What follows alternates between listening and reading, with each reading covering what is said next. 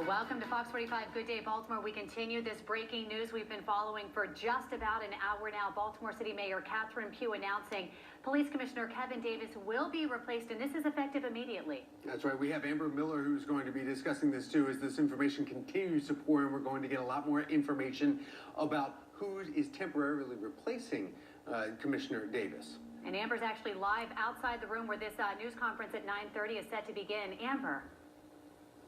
That's right. We're inside City Hall this time, waiting to be let inside where the conference is going to happen at 9:30 this morning. So just in about 30 minutes. But as you all just said, it was recently announced that Mayor Catherine Pugh will be replacing Baltimore City Police Commissioner Kevin Davis, and he will be replaced by Deputy Commissioner Desousa. And we are told that he will assume the responsibilities of Commissioner effective immediately. We have two statements for you this morning. One from the mayor, and it reads in part, as I have made clear, reducing violence and restoring the confidence of our citizens and their police officers is my highest priority.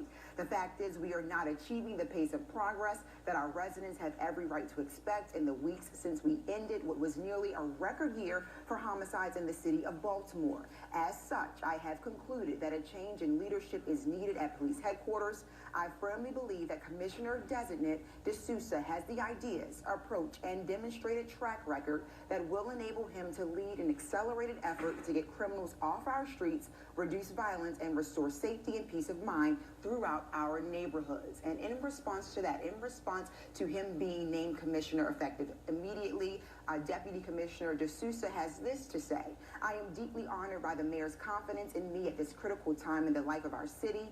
Her relentless efforts to reduce crime and insist on new ways of collaborating across districts as well as with city agencies to target violence and its causes are invigorating, certainly for me.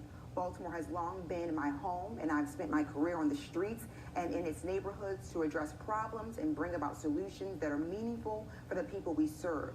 I am committed to this important work more than ever and look forward to validating the trust of Mayor Pugh, my fellow officers, and most importantly, the citizens of Baltimore each and every day.